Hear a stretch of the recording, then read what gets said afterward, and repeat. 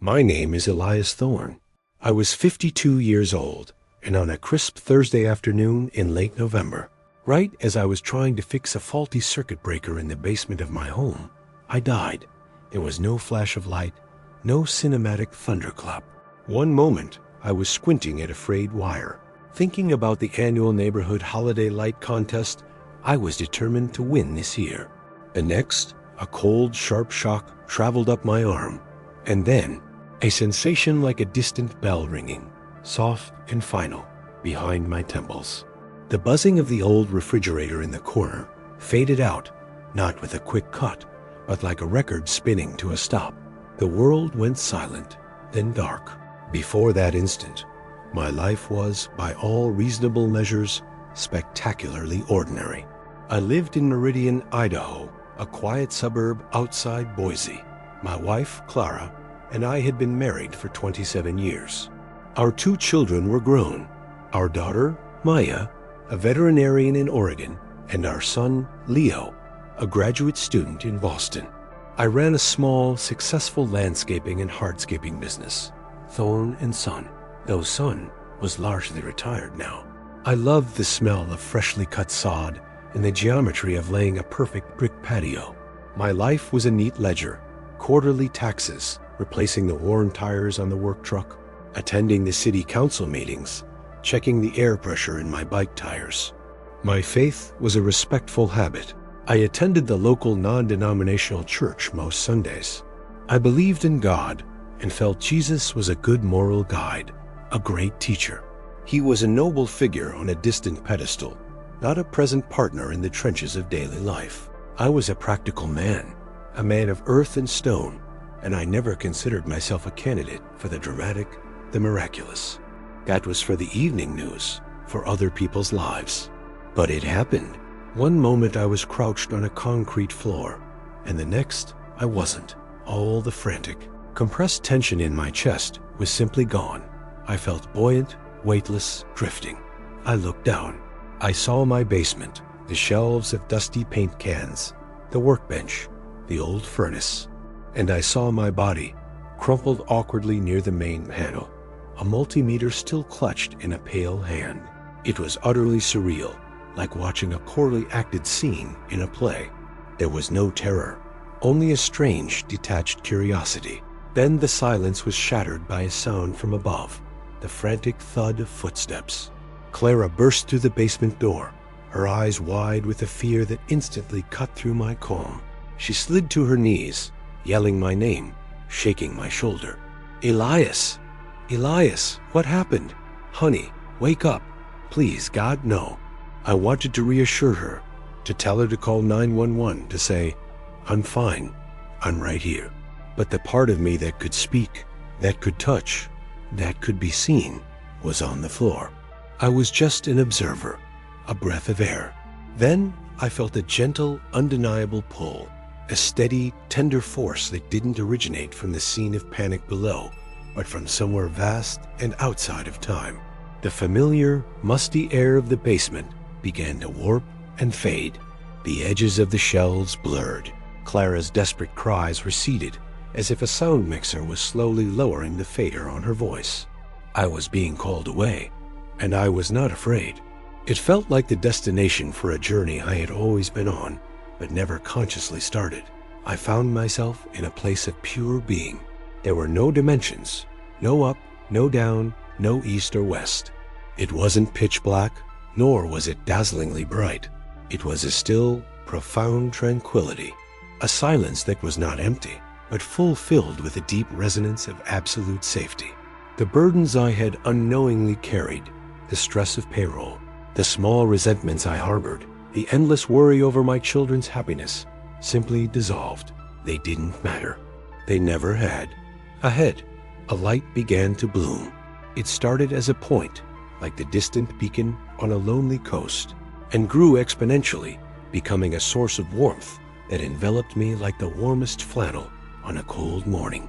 It was the feeling of being known without needing to explain, of being accepted without condition.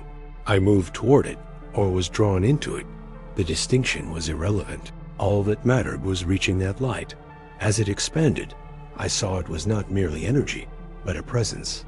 It was a man, made entirely of a living light that flowed and shimmered with an intelligence and color palette that defy earthly language. It was brighter than any summer sun, but caused no pain to behold. I could look directly into him. He did not wear robes, but was simply the embodiment of light and love shaped into a familiar form. His face was impossible to pin down, ancient wisdom and youthful vitality at once. His eyes, they were the deepest azure of a winter sky, holding a universe of stars, and they focused entirely on me. In that gaze, I was laid bare.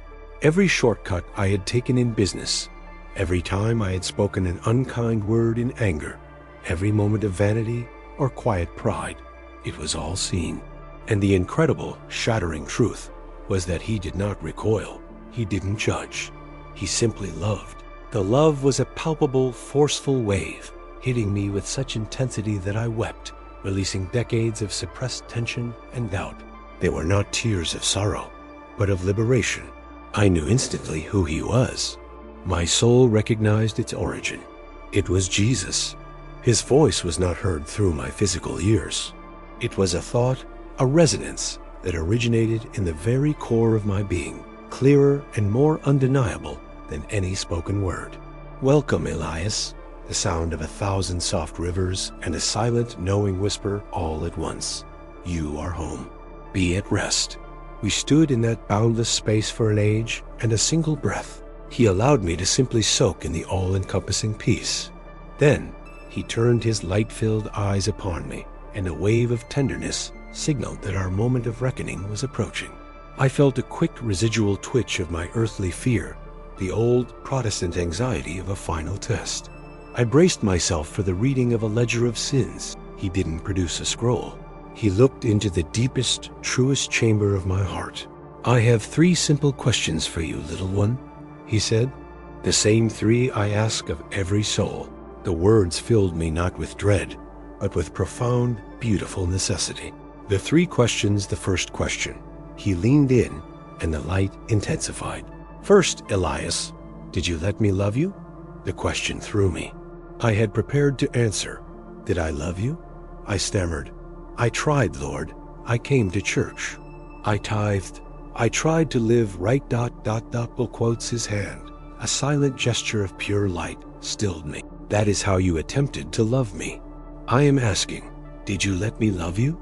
And then he showed me. It was not a viewing, but a re-experiencing of the emotion. He showed me a moment from last summer. My largest landscaping contract had fallen apart, and I had spent 2 weeks in a pit of self-recrimination and shame, convinced I was a failure. He showed me that his love, a golden, warm tide, was flowing to me right then, seeking to lift the burden of my perceived failure. But I had been too busy beating myself up, too focused on my own shame and pride, to let it in. I had unconsciously built a wall of self-pity around my heart, trying to earn back a worthiness that was already freely given. I saw dozens of moments like that, times when I was too distracted, too guilty, or too proud to simply be still and receive the radical, unearned acceptance that was always effortlessly there. No, I whispered the word hollow and true. I didn't know how to simply receive. His smile was an act of pure grace. It is the greatest challenge, and the greatest ease, to just allow yourself to be loved, he murmured. The second question. His gaze became more focused, the resonance in his voice deeper. Second, Elias, did you see me in the people I placed around you? Again, my programmed answer sprang to mind. I was generous, Lord. I gave money to the homeless shelter. I treated my employees fairly. He didn't interrupt, but instantly showed me the truth of my actions. He showed me my cashier at the lumberyard, a young man with visible tattoos and a perpetually sullen expression. I had always assumed he was lazy and entitled, dropping my lumber order without a word, but Jesus let me see through my judgment. He showed me the anxiety in the young man's heart, his struggle to provide for his new baby, the flickering tiny ember of divinity, his own presence, deep inside the man's chest. I had walked right past him, only seeing the inconvenience, the stereotype. He showed me a difficult client, who had nitpicked every detail of a new patio design until I felt utterly exasperated. In that client's demanding perfectionism, driven by a deep, hidden insecurity, Jesus was asking for patience, for a single moment of genuine compassion. I had only offered professional annoyance. He showed me Clara, my wife, exhausted and quiet on the sofa one evening as I watched the news, thinking about my business. He showed me her silent plea for connection, for a shared glance, for the simple acknowledgement that she was seen.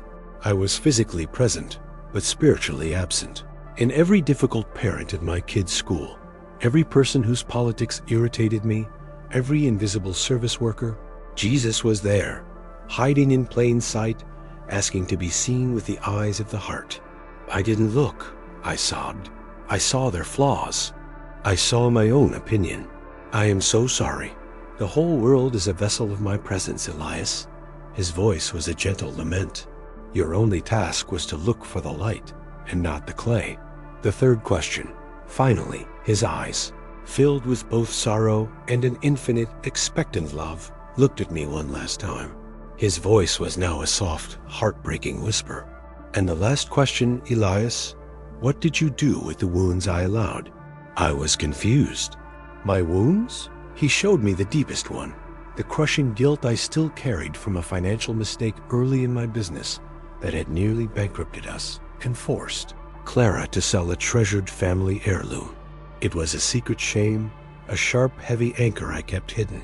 I thought I had dealt with it by never speaking of it again. Then he showed me my daughter, Maya, months earlier. She had confessed to me a significant error at her veterinary clinic, terrified of what it might cost her career. I had responded with cold, practical advice. Clean it up, move on, don't dwell. I had offered efficiency, but not empathy. Jesus showed me that the very shame I carried, that heavy stone in my gut, was the key to her heart.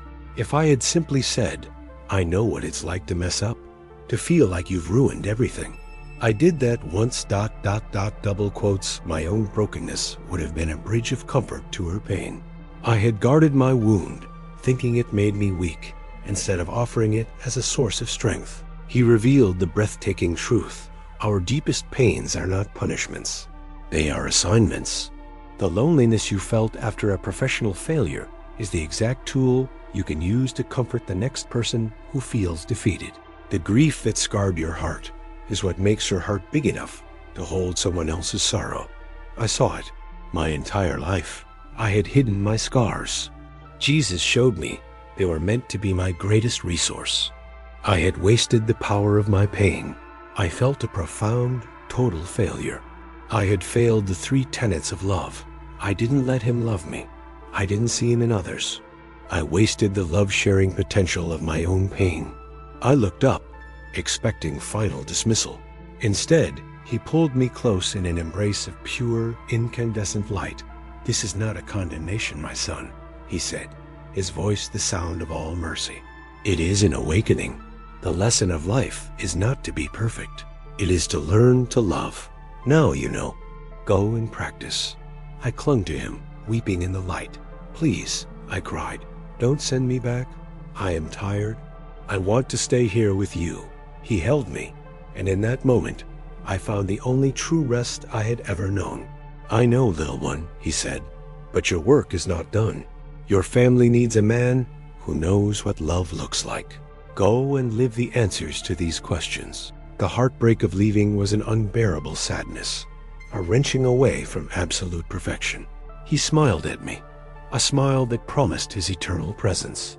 And then the pull returned, yanking me backward, away from the light. The silence shattered, replaced by a rushing, violent cacophony of the material world. I gasped. A searing pain exploded behind my eyes and in my chest. A blinding fluorescent glare. The frantic, high-pitched beeping of a machine. A female voice, sharp with urgency. He's back. We've got a pulse. He's back. Clara was there, her face tear-stained and swollen, clutching my hand. Elias, can you hear me? I couldn't speak, but I nodded. I was back. The medical team was baffled. They told Clara, I had suffered a major cardiac event from the electrical shock and had been clinically dead for nearly 8 minutes. They were already initiating procedures to inform the family. They kept using the word miracle. I knew it was a second chance. A year has passed since the light of the Meridian Bridge. On the outside, I'm the same. Same house, same business. But inside, every particle is new.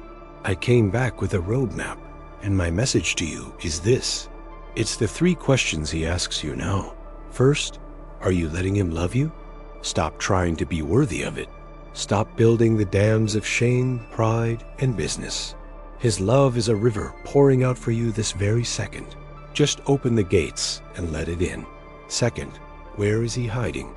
Look into the face of the person who most annoys you, the one you dismiss, the one who is inconvenient.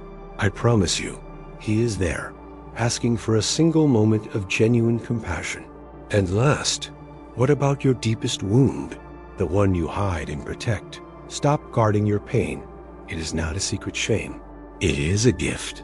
It is the bridge you can use to walk into the heart of another human being who is suffering the exact same way. Let God turn your deepest scar into medicine for the world. Heaven is real. The love waiting there is everything you've ever wanted. But he is not waiting to judge you. He is waiting to love you. Please, just let him.